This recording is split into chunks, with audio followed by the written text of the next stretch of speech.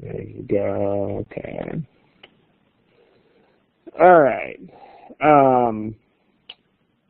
Welcome to the August 7th edition of the study hall. What we're going to do is pick up a theme that we had we last did this in the middle of May, somewhere around there, so about 3 months ago. And the basic deal is that reading passages from different points of view is crucial in these things, because if you're presented with this giant wall of text, then there's really no way for you to understand what to prioritize and what not to prioritize out of that giant wall of text, unless you know who you are reading it as. Because, I mean, in the world, this is not something, out there in the real world, you don't really have to try too hard to do this, because you will have a perspective on something. But just as a sense of how important it is to personalize stuff, like let's say that you were reading some brief about the way, just about the way certain court cases were tried in some country. And imagine reading that article 3 times, from the point of view of the actual defendant, from the point of view of the prosecutor, and from the point of view of the lawyer for the defendant. I mean, that would be, just think how differently you would read absolutely everything in those articles. It would be everything. The way you read every word of it would be affected by who you were and why you were reading it.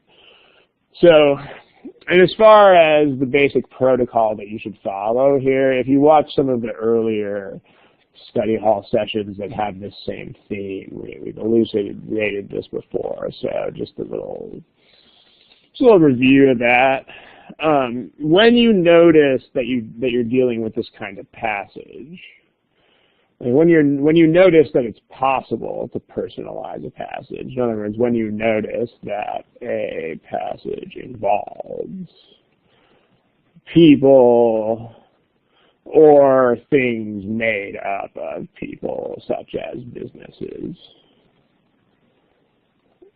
One thing that is, I hesitate to call it best practice, because for different people, there's always different things that work best. And you should always try things out and see if they work for you.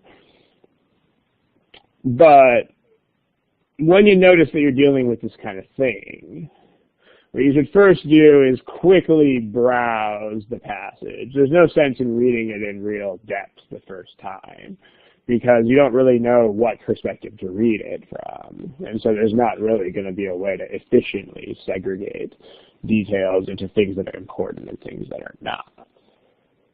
So that's kind of the point, right? You don't want to, and when people waste a lot of time on these passages, that's normally the reason why they waste so much time, because they don't take a perspective on it, and so they feel as though every single last detail in the passage is so important. But if you know whose point of view is the one to take, then you'll realize more quickly that certain things matter more than others. So the point of quickly browsing the passage is to do two things. Notice the goal of the passage, or what is the issue being tested. And then just reflect on that a little bit. Reflect on what the goal is that you're trying to achieve or address, or what the issue is that's being treated.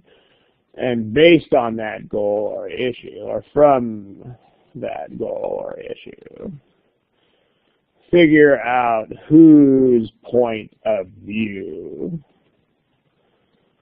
is most important to resolving the problem. Once you've figured out that point of view, then that's when you go spend the time. So go back and read slowly from that point of view. I mean, some people will object to this whole type of thing, and they'll say, you know what, it looks like I'm reading this twice. That's going to take me twice as long. But it's not going to, because again, once you understand whose point of view you're reading from, you will get through these things much, much, much faster because there's going to be a lot of things that you can ignore. You know, like if you are a company's finance officer, you have the dollars and cents person, and you read some passage that's talking about, oh, these, you know, the company is polluting the environment in these ways, which invoke such and such sanctions from the government. If you're a finance person, all you care about out of the whole thing is sanctions that cost you money. Like you don't even care what's happening to the environment, nor do you care what the pollutants are, because you're the finance person. But then if you're the environmental compliance person, then it's a totally different thing. You don't care about dollars and cents, but you do care about what you're emitting into the environment. So you'll know what is not important and what is, and this should be, even though you're basically reading it twice, you'll find that this will actually be faster because you will have a distinct focus. And the focus includes what not to focus on, which is a super important thing too. So let's try to put this to work. Try your hand at this one. And I'll give you, remember where the multiple choice answers are found. That's in the same place as always. But just in case any of you are new to this whole thing, this is where you find the multiple choice answers. And I'll give you a timer.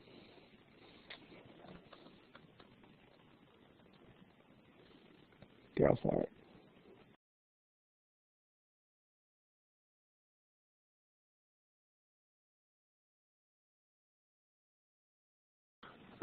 All right, let's pick something pretty soon. Remember the way this test works.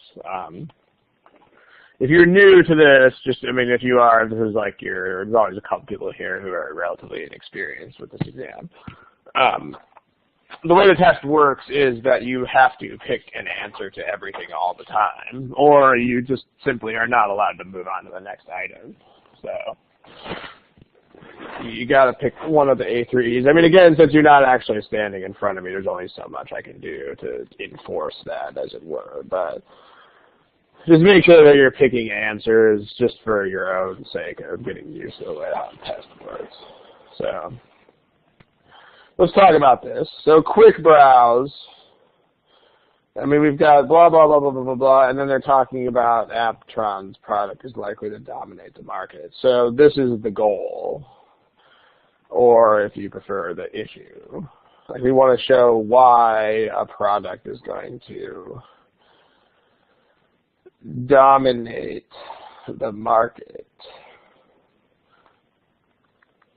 So what does that actually mean? Like, what does dominate the market? Whose point of view matters when you're talking about will a product dominate the market? What does that mean? Yeah, dominate the market means it's going to sell more than the other person's stuff is going to sell. So, like, I mean, you might need a couple layers of interpretation here, too. Like, peeling back the first layer of this, you're just literally translating that into easier words. I mean, so, you know, in other words, you might want two steps where if you've watched enough of these things, you're definitely going to be sick of hearing me say this. But the first thing is explain it to a 10-year-old. You know, because the problem here is, the main problem all stems from the fact that it's presented in such formal-sounding language, which to our human brains that are very human, it doesn't mean a whole lot. So the first thing you want to do is get it down into language that human beings are much more likely to understand. So dominate the market, such abstract terms. A 10-year-old would have no idea what that meant. But you can just explain that as, whose product will sell more? Sure. Okay, then once you've got it in those terms, decide whose perspective is most central. Well, we're talking about whether something is going to sell. So ultimately, whether something will sell is not up to the seller. Like the only times when that's true would be if you had some like centrally planned old Soviet type of economy where the supplier just told everybody what they were going to buy and that was that. So we're not talking about that. We're talking about a capitalist free market here, which means that the buyer is ultimately the person who decides. So read as the buyer because that's going to be who ultimately makes the decision. So, all right. So now you go back and you read this as the buyer. So for the past several years, blah, blah, blah, blah, blah, as the buyer, I just know that's the old way of doing things. I honestly don't really care because this is not the thing I'm going to be buying. This is the thing that already exists and has been around and is presumably obsolete.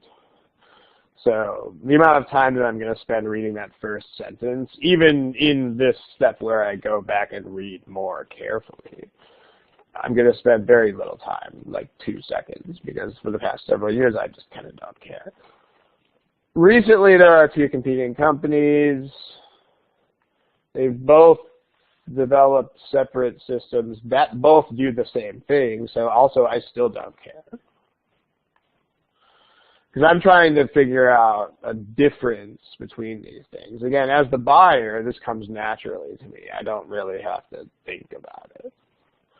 You know, if I look at 2 things that are the same between these products, I mean, they might be wonderful, amazing, awesome things, but if they're the same, it's not going to help me make a decision between them because it's the same.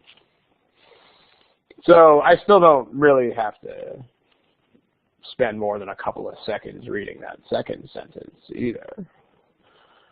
So, I mean, you have A and G have new products out. New systems out. They work in pretty much the same way as far as color coding this correspondence. This is all I really need to get out of this sentence. And actually that's all I need to get out of this sentence too. The systems are similarly priced and are equally easy to use. Notice, I mean, most of you guys got this problem correct, but what I want you to notice is the efficiency factor here, because you probably could have solved this problem in well under 1 minute with the right kind of focus. And some of you took a lot longer than that. Because basically all of the words from here to here simply do not matter at all. They don't make any difference because of the issue. The issue is you are trying to distinguish between them and decide which one is going to be a better seller. If you're the person who's going to be purchasing these systems for your company, you know that. You know that you are only looking for differentiation points.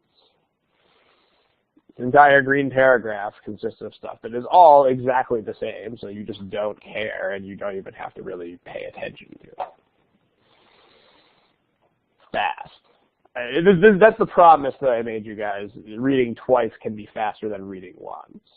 Because if you didn't do it this way, if you just read this thing straight through the first time, then you would actually have to read the green stuff because you wouldn't know that it was unimportant.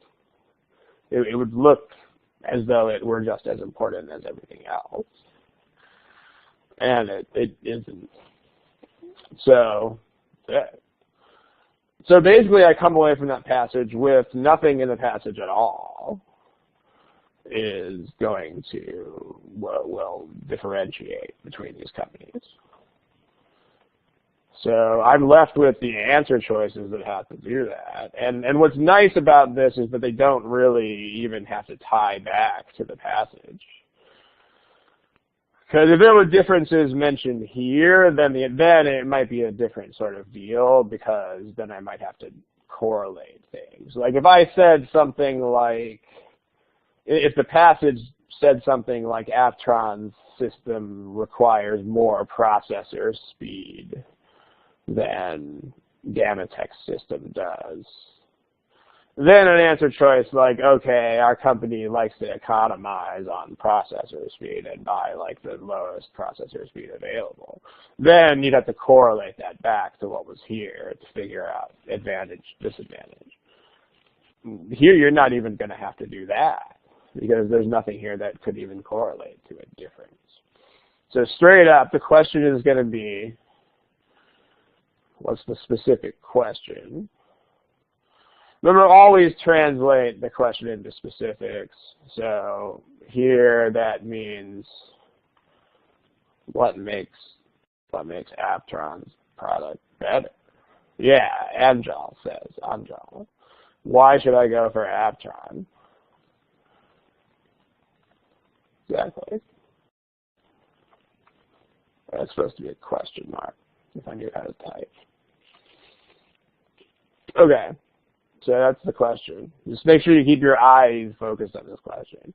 And if you are the person who purchases software suites for your company, of course you're going to stay focused on this. So you almost can't be distracted. This is kind of weak because it's not about products in the first place. And it's also, if it really favored anybody, it would favor the wrong guys. It would favor G. But, so that's two kinds of flaws there. Weak connection favors the wrong side anyway. By the way, just so you know, the thing that's cool about these problems, like they would not write an answer choice like A that favored Aptron. In other words, they don't have things that like kind of go in the direction that you want, but don't totally. No subtlety. Like the answer choices that they give you will either be totally right or totally wrong, and it's actually really nice of them, but there's not really anything in between. So, in other words, if you think you're dealing with some subtle difference where you've got a wrong answer that's close to being right, it means you haven't personalized it or interpreted it correctly, one of those two things. And I mean, you can actually use that as a hallmark for whether you have reviewed these problems enough. If you're asking yourself, have I reviewed this critical reasoning problem enough, question mark. The simplest standard I can give you for answering that question is if every wrong answer is very obviously wrong to you. No subtleties and nothing seems close.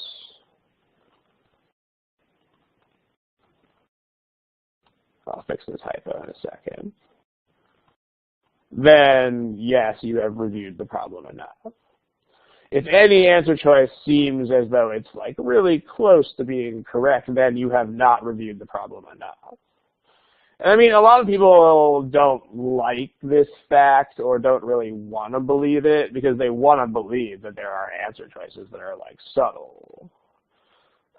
Because that's not what the problem is. The problem is not shades of subtlety in the answer choices. The problem is that you are being presented with a giant wall of text, and you have to like make that real in your head. You have to make it not a bunch of black letters on a white page. Once you successfully do that, there are no subtleties at all. It's pretty neat.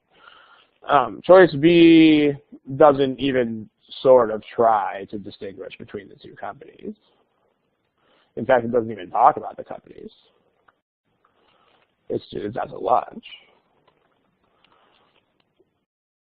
C is also clearly in favor of the wrong side. D says what they both do. It's not a differentiation point. And E is in favor of A. So this favors the correct side, favors your side, which is the A side. You want to buy A. And this is what I mean by sufficient review. I think most of you guys didn't seem to find this problem terribly hard or whatnot, but when you review this problem, just make sure that these really are absolutely black or absolutely white. You know, I'm looking for a choice that favors A. Favors G, sort of. Doesn't even go there.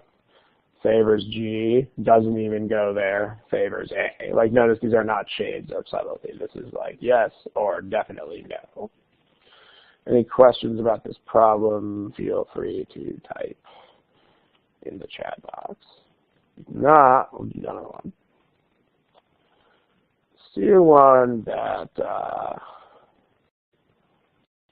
let's see. How about this one? This is one of those problems that of the people who've seen it on the forum, everybody who sees this problem on the forum loves it, if you know what I mean. It attracts a lot of attention from forum posters. People like to talk about it. A lot of people find it challenging. Give it a shot. So you'll see it. It's the Hollywood restaurant problem. You should see it on the board. Here is, remember, don't forget the answer choices. They are located here underneath your name. Give it a shot.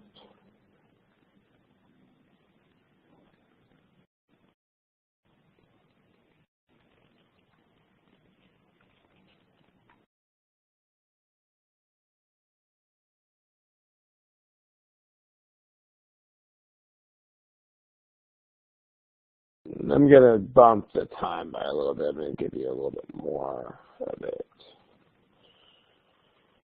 Just, you'll notice that there's a lot of translating to do here. I mean, what I mean by translating is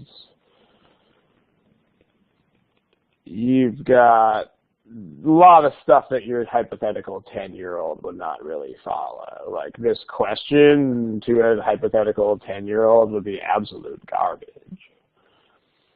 You'd also want to make profits into something more concrete. And, you know, anything in these choices that is not so concrete, you'd want to make that concrete as well. So there's a lot of translating to do, but just make sure that your 10-year-old can follow it.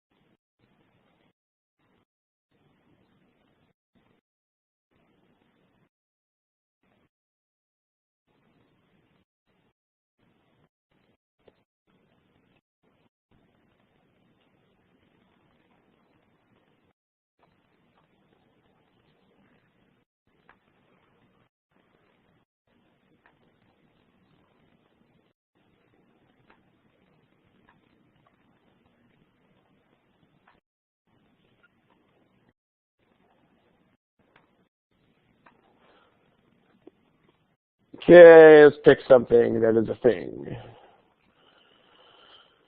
There are still about 4 or 5 of you who haven't answered the question, so go ahead and give me some sort of answer to the question.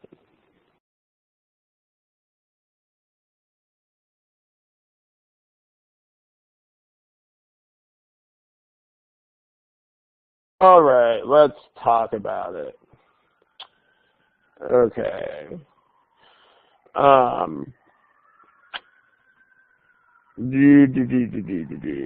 So we have a lot of translating to do here. But before we do that, again, let's do the whole browsing thing. Let's quickly browse the text and see what in the world we're even arguing about in the first place. See, because that's the other reason why these passages tend to be hard for people, is that this is not how anybody takes on topics like this on planet Earth. You know, people don't go into an entire explication of something before they know what they're talking about. That's not how life works. like the way that life works is you have a conversation about some issue and then you develop that issue while fully aware of what the issue is. So that's the other reason why this way that we've talked about viewing this is better. Because it's more like the way you think in real life. You don't absorb a bunch of completely context-free information and then have an issue thrown at you. That's not how it works. Like you have an issue and you collect information around it. So the issue is ultimately this: the profits of a restaurant. So now there's a couple things that we want to talk about with that. So like, let's think about perspective. I mean, again, ultimately this is a consumer-centered thing. I mean, profits are going to be down to who goes to the restaurant and spends money there. So the point of view is very clearly going to be, again, the optimal point of view to read from. POV stands for point of view. That's going to be the point of view of customers, or at least the clientele of the restaurant, the people who eat there. Or if they eat or not eat, the people who go there and spend money. But now we need to think, because remember, this is not just like the last problem you were just talking about buying a fixed system where it was kind of 1 or 0, lights on or lights off. You either bought the system or you didn't buy the system. This is a little bit different because restaurants are a place where clients go for varying lengths of time and also spend varying lengths of money, varying amounts of money. So someone tell me, because this is where it really, this is where you make or break it. What does this mean in concrete terms? Like 10-year-old is asking you, what does that mean, more profit at a restaurant? How does a restaurant make more profit? Be as specific as you can. But how does that, remember from the client's point of view, like if the client does what, then the restaurant will make the most money. You're going to spend more, but also what else? You're going to leave. You're going to spend a lot of money and or you're going to turn around and leave. Because that's both, those are both relevant. If you're talking about a fixed capacity restaurant, you know, and if this is a place with celebrities prancing around everywhere, then presumably it's going to be filled. So what this means in specific terms that a 10-year-old could perfectly well understand is spend more on the bill and or not stay as long, stay for less time. That's what the argument says. The next step is to figure out what the heck this means. Those are some crazy words. And by the way, if you have to read this part lots of times, that's totally fine. I mean, I do too. I have to read this I have to read this shamefully large number of times. But, I mean, if anything, just kind of build it backwards. I mean, it gives reason to believe that it's likely that it's kind of garbage words. It just is. You think that. So the words that count here are vulnerable to criticism on. Because, I mean, these other words, there's an amazingly large number of these words in this problem, but the rest of the words there are kind of just, they're words that don't change the direction of your thinking. You know, believe that it is likely that is kind of just like saying yes to something. And then it gives reason to believe that it is likely that is still kind of, it says yes to something. And on the grounds that it gives reason to. I mean, wow, so many words, but still those words don't. The words with the brown underline don't shape or change the way that you think about anything, but the purple ones do. So you want to show, what does this mean to a 10-year-old? You want to show let's stay concrete with this. The argument says that customers would spend more and or stay for less time. It means that these green things would be wrong, right? So that means that you're going to be saying that one or the other of those is foolish. So you want to show that under the circumstances described, the circumstances described are, well, we haven't even read them too much yet, but people would either not spend more and or stay longer. This is the goal.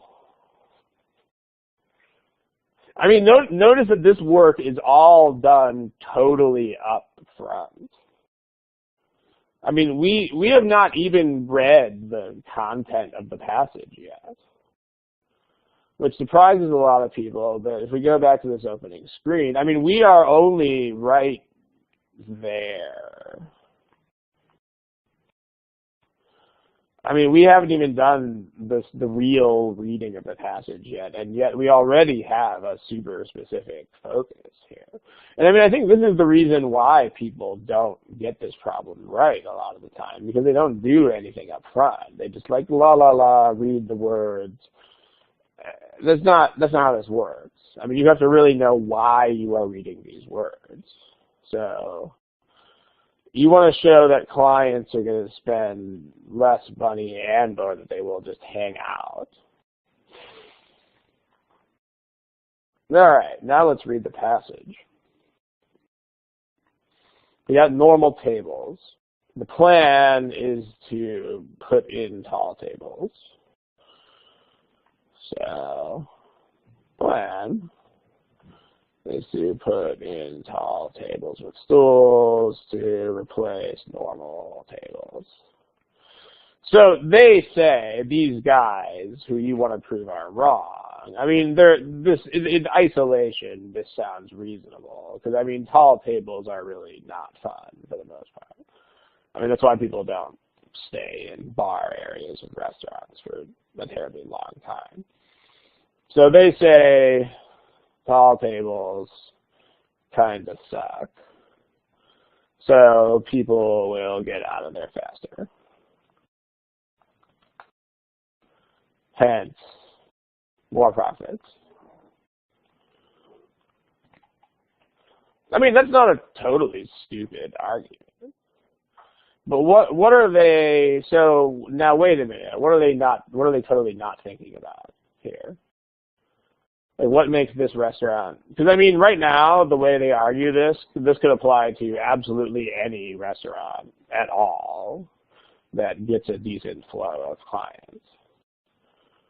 Like there's a super special thing about this particular restaurant that these people are cheerfully ignoring. What is that? What makes this restaurant different? But people aren't going to think that tall tables are suddenly, in general, tall tables. I mean, the tables are not going to suddenly appeal to people. But what? I like where you're going with that. Why? Why not? Pete, give me the second half of that.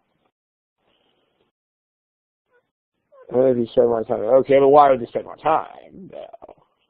I mean, I think you guys are all kind of getting indirectly at this. But no one has said it yet. Like, what makes this restaurant more awesome than other restaurants? Ah, Jessica says it. Yeah, it's the fact that there are, like, movie stars traipsing around. And that's the point. And I mean, again, when you read this as a client of this restaurant, this is why you got to read from the right point of view. Because otherwise, it's just a mess of garbage words. But if you're a client, you will immediately understand that this is one of those see and be seen kind of restaurants where you don't really go for the food. You kind of just go so that you can watch movie stars and see what they're wearing or whatever. and take paparazzi photos. I mean, it should be kind of obvious when you read this, because that's the deal. I mean, that's the only really distinguishing feature of this restaurant. Which you should also be asking yourself. You'd be saying, what's special about this place? Well, I mean, that's kind of the only thing that is. And so, therefore, when you read this, that should come to mind. And like, if you're, some paparazzo who haunts this place, then you're going to think about that. You're going to be like, dude, wait a minute. You're not thinking about, I mean, what you say, whoa, wait a minute. You're not thinking about the single thing that makes this place special, which is the fact that celebrities are hanging out there. So, and that's why does that matter? It's what Nazneen says it. Because you're not gonna just eat your food and get the heck out of there. I mean, you're not gonna want to do that.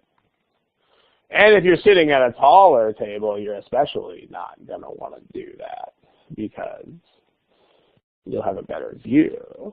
You gotta take better pictures. So that's basically what the deal is. I mean, the passage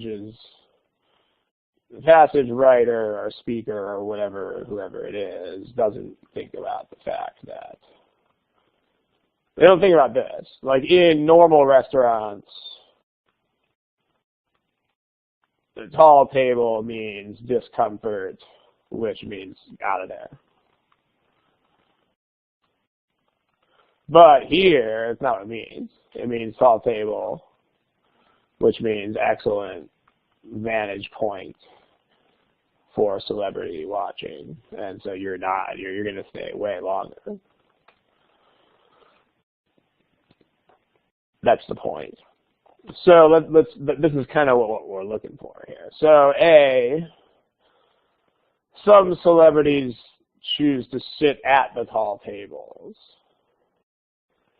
That's not random clients will do this or do that.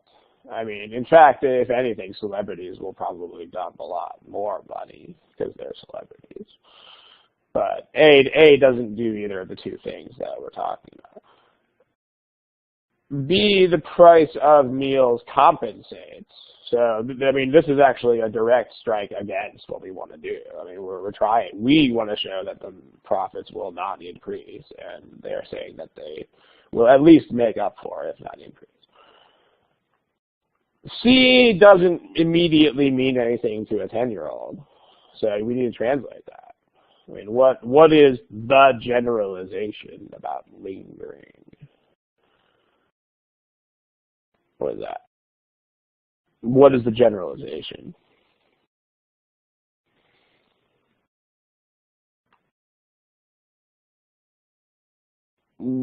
Actually, generalizations are not examples. So that's actually the whole point of generalizations, is that they are not examples. It is... I'm not asking you guys for a definition of the word generalization. I'm asking you, what is the generalization made here? Yeah, the generalization is this. I mean, this is what they're saying is normally true. So, where they make that typical, the word typically is what shows you that that's a generalization. The point is that it's not an example. In fact, the only example here is a counterexample, but that's the generalization. The generalization is that people who sit at tall tables usually get the heck out of there faster. That's the generalization. So this is the choice we want, because once you explain this to your hypothetical 10-year-old who is always hanging out with you during critical reasoning, it'll be clear. Like this exception to this means that they will not actually get out of there faster, which is the point. There you go. D says a restaurant, D says that less time offsets more money. So that means that you've got one pro, one con. You don't know how that's going to turn out. And then, because less time but less money. So less money is what you want to prove, but less time is the opposite. You don't know who's going to win that type of war. And then E says that with enough tall tables, you would not see the celebrities. So that would not accomplish these things. If you could not see the celebrities, then you would not stay longer. You would get the heck out of there. And then these guys would probably be right. So I wouldn't say that D is an irrelevant comparison. Because if I mean, the red flag of D is that it doesn't really touch on the things that are special about this restaurant. But if you did have something, I mean, it would be a little bit crazy talk. But if you had something like, oh, people who, leave faster usually pay more money. I mean, there's no way that's going to be true in the real world. But if it were true, then, that might actually help you here. But it still wouldn't show you about the Hollywood and putting in tables to watch celebrities. So, in any case, again, people do love this problem very dearly, but just think about what makes this problem hard. There are a few things that I can think of. The first is that the most important in my book is that there's a lot more decoding of stuff that you have to do before you can even read the passage. Like, first of all, profits is not, you got to take a little bit more time to think about what profits imply here. Because for the most part, profits in these passages is like, you sell one item to a customer or you don't. But here it's not. Here it's a restaurant where profit is a function of two things instead of one. So that's a thing. And then you need to decode this horrible garbage question part. Luckily, you can ignore 2/3 of it and just concentrate on the vulnerable to criticism part. But you still have to figure out that you can do that. Then you got to flip around the interpretation you made of the profit part, make that the opposite. And only after you've done all of that do you read this passage from the point of view of the client. And then you think, okay, I get it. I totally get it now. Because the fact that there are celebrities makes all the difference. But notice how much work there is to do up front. There's a lot. And there's a lot of translating for your hypothetical 10-year-old. And also notice that this problem would be a lot easier if I gave you the same problem in easy words. Like, instead of saying this, if I said, oh, they would get the heck out of there faster, and so they would make more money. And then instead of these horrible words, if I said, why would that be wrong? And if instead of this I said, well, they actually won't get out of there faster, then this would be this problem wouldn't be very hard at all. So, is the passage saying that lingering? Well, I mean, it's a restaurant. I mean, remember that all of these problems do invoke some degree of man or woman on the street type of common sense. Like if someone hangs out in a restaurant, they don't continue to order food at the same rate that a new client would. So, I mean, they don't have to spell that out for you. Like if you understand how people roll when they go to restaurants, then you'll know that. I mean, if one group spends twice as long as a normal group takes, that means the restaurant will make less money off of that table.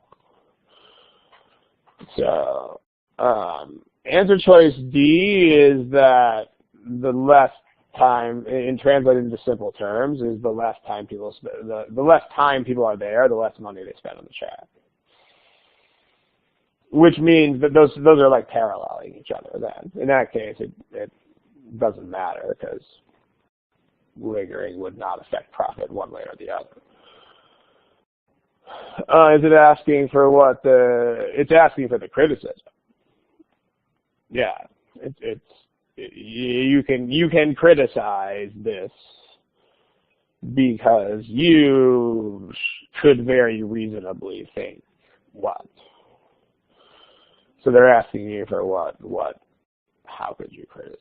Because they make you believe something. I mean, it's not going to be something that's written there because they're not going to criticize their own argument. So, I mean, when you're looking for, well, yes and no. I mean, you need to point out something that is problematic about the original argument. It's not going to be something they said because they are not going to poke holes in their own case. But it's the thought that you would have when I say these things to you. Like if you're like, you know what? If I just told you these things in normal spoken language, it's basically what would your reaction be? Like, you know what, this is a place where people come to hang out and take pictures of celebrities. But you know what, we put really tall tables there. They would just all leave really fast. To which you would tell me, no, they wouldn't, dude.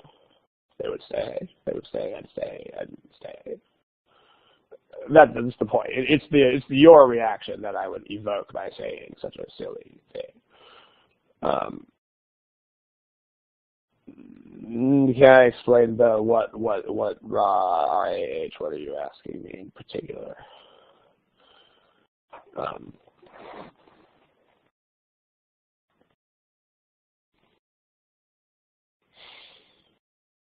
And then let's try to move on to another one pretty soon. But let's see what the question is here. The generalization is the yellow part. It's that part which translates into simpler terms as that part. That's the part that's wrong because there are movie stars hanging around.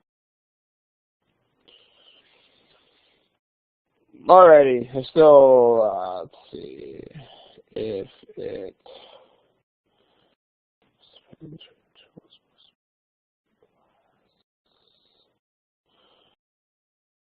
that less than what?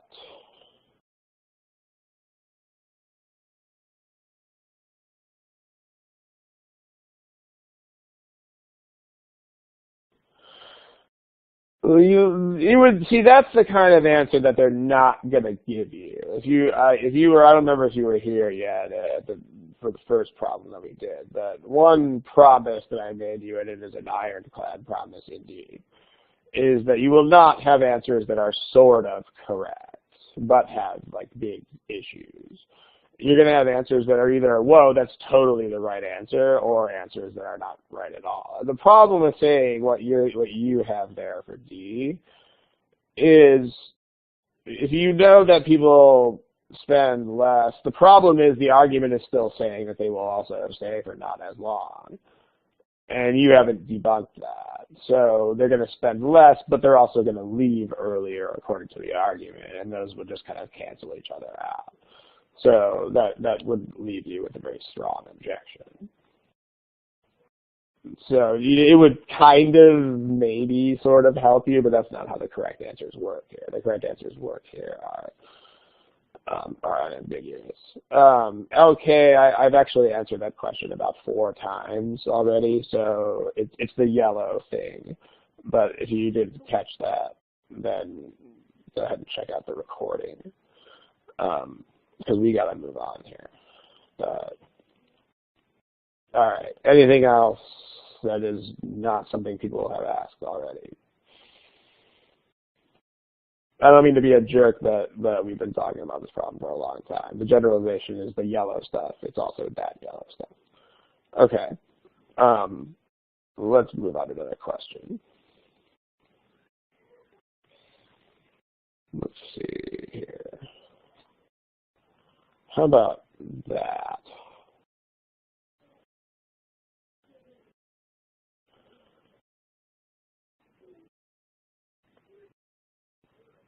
All right. Give it a shot. Remember where answers are found.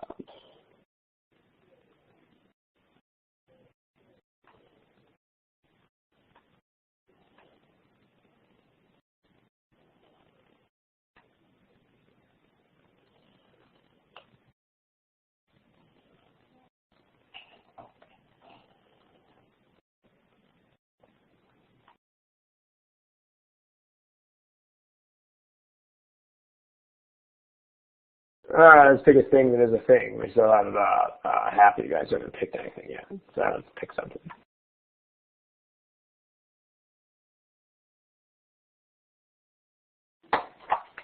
Okay, let's talk about this. Still have a bunch of non-answers. Remember, I can't force your hand, but the GMAT can. I mean, if you don't answer a problem, it's just going to be, the GMAT is very patient. The GMAT has the patience of a saint. If you don't answer the question, it's just going to chill. It's just going to sit there and look at you. Be like, why are you not acting, sir or man? Yeah, the words are hard to understand, which honestly, the words are hard to understand is kind of the reason why all of the ones that are challenging are challenging. It's because you can't immediately explain them to a 10-year-old. I mean, again, I'm sort of obsessed with proving this point to you guys, but the logic of the problems will never, ever, ever even sort of be an issue here. It's going to be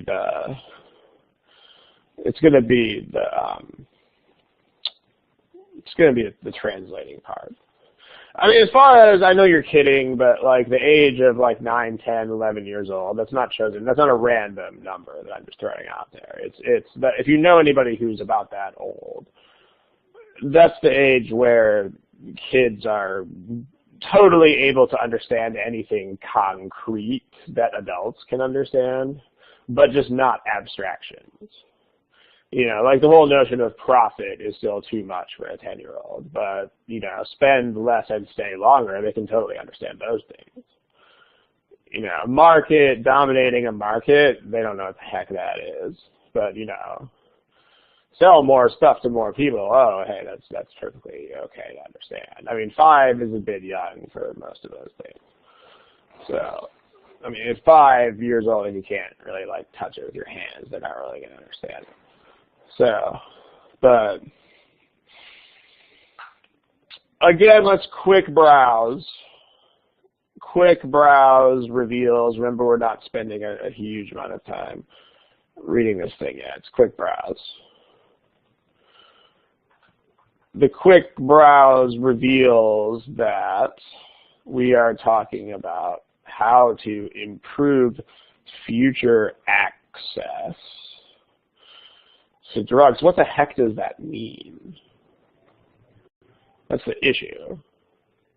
So, I mean, whether you can solve this problem is going to depend on whether you can successfully interpret that. The issue is future access to drugs. What does access mean? Yeah, it means two things. It means that people can afford them, but on an even more fundamental level, it also means what? Like if you lowered the price of every drug to like 25 cents, that would probably not improve access, because why not? Like if the price went too low, then what would be the problem? Yeah, the problem would be availability, because I mean access means two things. It means the price has to not be crazy high, but it also means they have to sell it in the first place. So it has to be something that you can get. So, yeah. All right. Okay. So, access to drugs. Two things. That means cheap enough to buy, and will they even sell them at all? Okay, that's the issue. So, okay, now see who. I mean, usually when you're talking about markets and such, you're talking about the buyer, but this time we're talking about price setting and decisions of whether something will be sold. So the consumer doesn't make these decisions. Who makes these decisions? I mean, I don't decide as the buyer. I don't decide what will be offered and at what price. That's the one measure of control that who has. Yeah, someone in the company, whether it's someone in that business, probably maybe not the owner, but someone whose job is to do that sort of research and figure out how to set prices. Probably some sort of finance officer. Yeah, because that's what they do. They do the balance sheet. They try to maximize the profit. So, well, of course they want it, but that's not the point. I mean, if the question is, will there be access, that's not their decision. I mean, they would be very happy if there were access, but because again, when we say point of view is important, we're talking about important in the sense of determining how stuff will turn out, not important in the sense of passively being affected by stuff. Because I mean, otherwise you could flip that around on the other thing. Like when we talk about will this product sell, I mean, obviously the company cares because if they don't sell their product, then they won't stay in business. But that's not the point because they don't determine whether it will sell. The people who actually determine whether it will sell are the buyers. Here, this time, the people who determine at what price it will be offered and whether it will be offered at all, those decisions are made by the company that makes the drug. So, or maybe regulatory authorities if the government's gonna cartel the prices or something, but they don't talk about that here. So that means it's the company. So read as the company, as the company officer who sets prices or decides what to sell and where. Okay. There, that's you.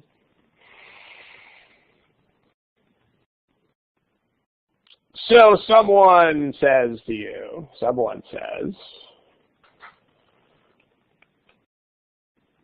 that if we take patents away, then you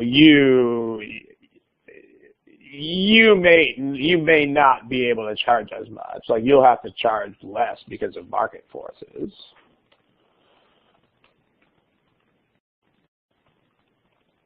But that's not an issue of access so much. At least that's your chagrin to hear that. But premium prices instead of affordable prices. But widely affordable. So more people will be able to afford them. More people will be able to. As far as which parts of this are coming from where, let me color code it, right? So this is red, this is red. You'll have to charge less comes from the fact that patented drugs, actually you can charge more. It's the same thing, we just said it the other way around. Okay. And so therefore, you'll have a market of more people to whom you can sell. A market.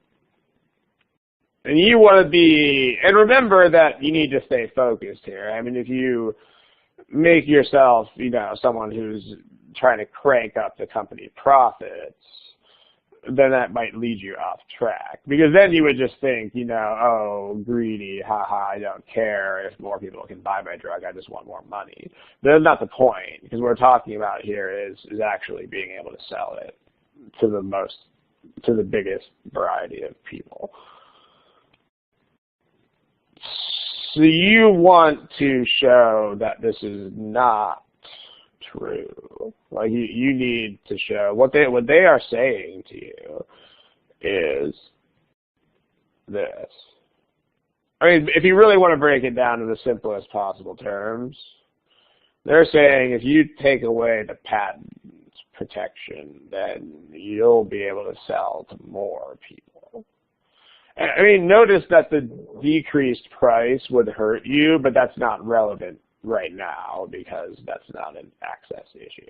I mean, the only way that's relevant is that it actually lets more people buy the drug. Alrighty. That's what we want. So someone translate this for our 10-year-old. Does anyone want to try? Because, I mean, weakens the argument is right now sort of meaningless garbage if you're a fourth grader. So what does that mean? I mean, that's still, I mean, I'm in fourth grade, man. I don't know what an argument is. I mean, if you know an actual 10-year-old, just imagine how they would look at you if you said something like the argument, or especially if you tried to say contradict the logic set. I mean, a 10-year-old would think you were nuts. Like actual 10-year-old, actual fourth grader, not hypothetical fourth grader who thinks and talks like an adult, but like actually someone who is 10 years old. Yeah, that's more like it, right? I mean, why might I not be able to sell to more people? Like, you know, if you take away, if you take away my rights, the drug, which is what patents is, it's what patent does, I won't be able to sell to more people. Why not? I mean, you got to be able to get the question into these words.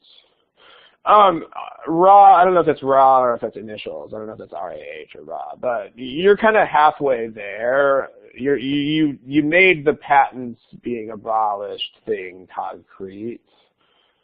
But what you don't have there is the issue that we need to focus on, which is the number of people to whom I can sell. You remember, you have to think in those terms. So that's the first half of it. It's if you do that, then why will this not happen? It's not any other. There's a lot of other aspects of patent protection. Because, I mean, think about how many directions you could go in with this. I mean, if you're not focused on this issue, for example, you could go in vastly different directions. Like, I don't know, if you take away patent protection, then I'm not going to want to do research anymore because other companies will just steal my final product and make tiny changes to it and then call it theirs. So that would definitely be a serious problem because then nobody would want to do R&D anymore. But that's the research and development is not the current topic. So, but yeah, people who are saying words like logic set and argument, don't do that. Like, make it a question that is in very simple terms.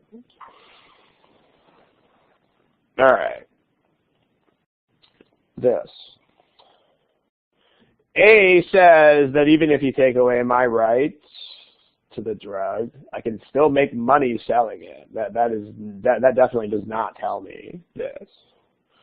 That pretty much tells me the opposite of that. It tells me that I can keep selling it. Wrong way.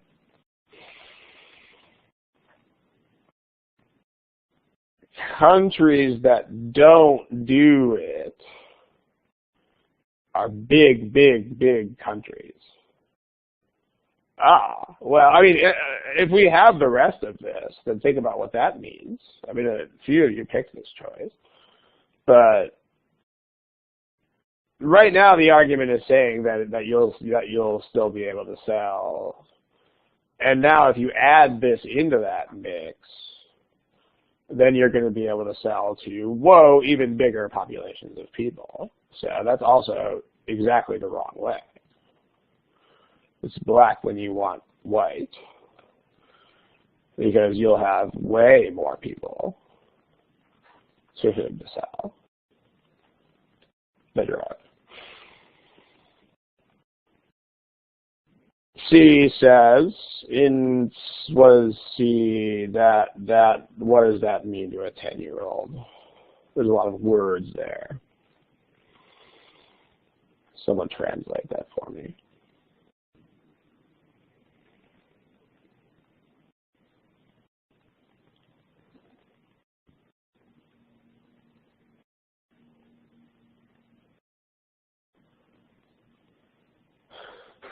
And you can, it's not, you might be able to make, it's not going to keep you from manufacturing the drug, because you are going to still own this patent. It just says that the synthesis of it, like the process by which you cook it up in your lab, is what would be patented instead of the actual drug. Yeah, that's RAH raw. That's perfect summary of it. In fact, that's such a great summary of it that I'm just going to copy and paste it onto the board. That's very well done. Yeah, that's what it means. And so think about what the consequences are. I mean, in particular, this. I mean, if C is true, then it means that getting rid of drug patents will not really do anything, because if they don't let you patent the drug, then you can just be like, okay, that's fine, because I'll just patent the process instead. Like it gives you a workaround. I mean, so in other words, you'll actually still be able to sell at the high premium price. Like if this is a thing, then this effect won't even happen in those places, because it's the loophole in the law is what this is saying. So this will basically allow you to avoid the consequences of having the patent removed, because you can just get another patent. So C will tell you that the plan won't do really anything, but it won't be detrimental to access either. I mean, this is some countries. Because now we got to think about overall improvement of access, because in these countries nothing will happen. But in the other countries where this is not, it's only some countries. So in other places, then this will still presumably work the way we've said. So this doesn't weaken the argument. You can still improve access. I mean, you won't be improving access by as much, but is it still true that overall access worldwide will be improved? Yeah, it's still true. Because the outcome will either be status quo or it'll be better. So that'll be what.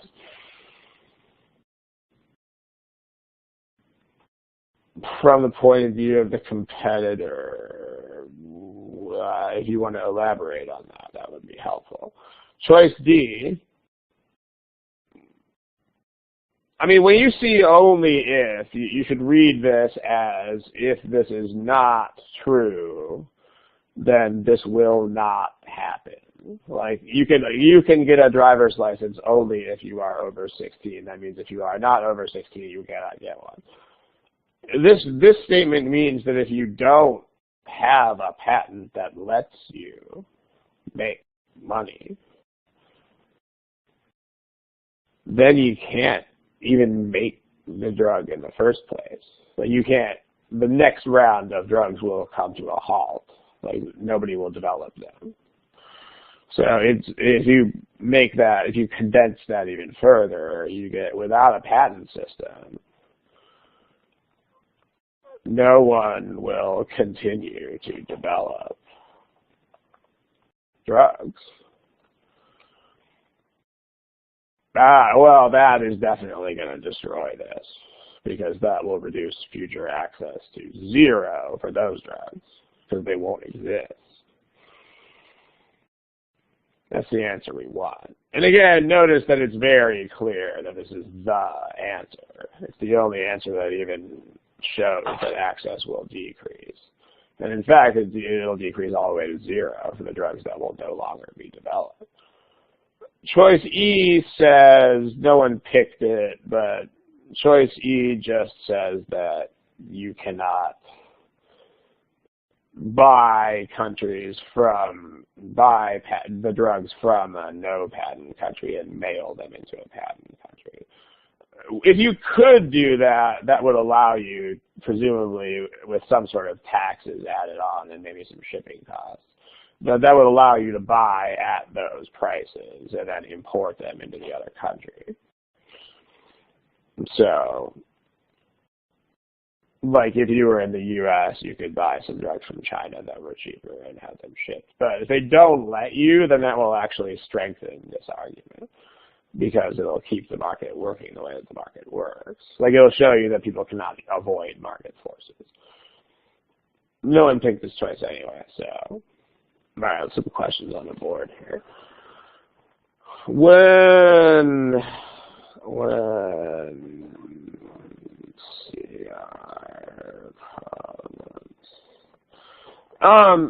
Anthony, not really, because the task is so different.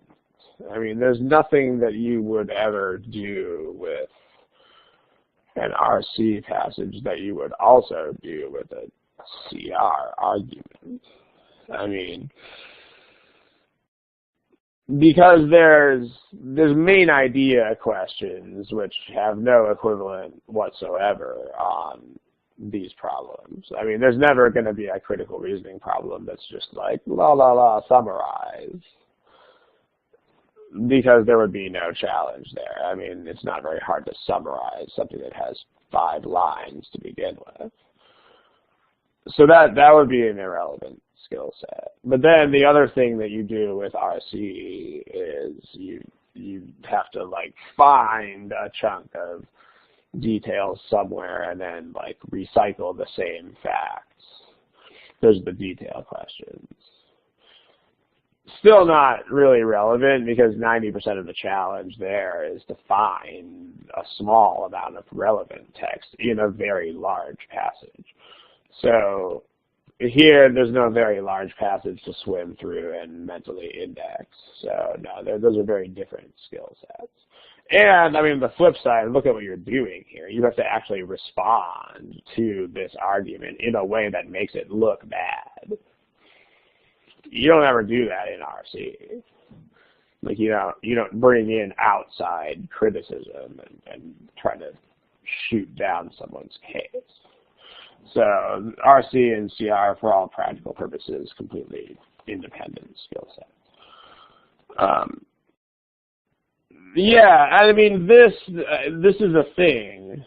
I mean, anything that you do to make this more personally relevant is going to be a win.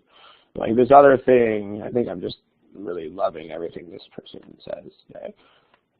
This is also good, because when you do this, you are making this come alive. And as I mean, I know I say this way too many times, but like 99% of this is, can you make this come alive? Can you make this not black letters on a white screen? And thinking thoughts like this, that's what wins the game. Competitor can't. Yeah, Pete, that's what we said about choice C. So what you have in choice C is in the countries. That's exactly what happens in these countries. In other words, there will be no change in access. But then in other countries, there will still be an increase in access. So future access can be improved. Overall, that will still be true. Like all C does is show you that there will be some places in the world where access might still be the same, but it doesn't weaken this statement. And then, I mean, look at D. I mean, D actually shows you that there will be future drugs that would have existed that now will not exist and will therefore have 0 access. That's a pretty clear winner. So when you review the problem, you definitely want to reach a point where you're like, oh yes, definitely D, and oh no, definitely not C. All right. Okay. Looks like we're done. Time flies when you're having a good time. Thanks. I think we'll do some more of these, unless someone submits a topic that is just astoundingly awesome, then we can do that. But I got a few more of these lined up to do. If you've got a very specific thing in sentence correction that you want to submit, you can submit it on the submission form. Some actual topic. But remember, if it is 1 or 2 questions, then the forum is probably the place to take that. Yeah, this is D. All right, I'm going to kill the recording here.